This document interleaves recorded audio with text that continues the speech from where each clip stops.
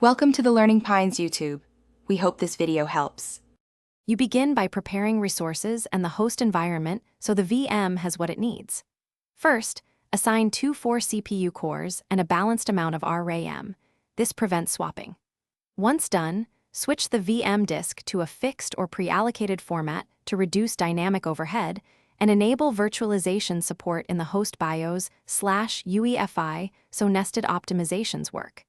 Make sure to install the guest additions or tools now. They improve drivers and clock synchronization, which boosts responsiveness.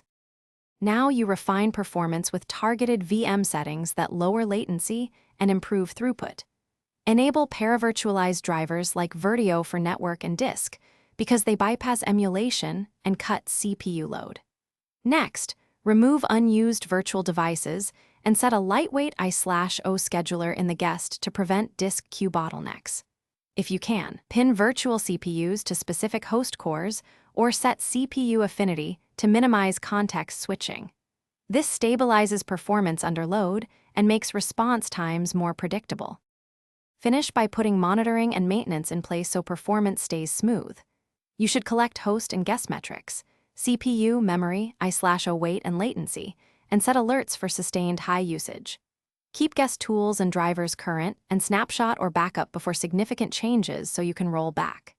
If the VM becomes sluggish, check for host resource contention, active memory ballooning, or restrictive CPU/memory limits. Resolving those often restores normal operation quickly, and a simple reboot of services can clear Thanks for watching.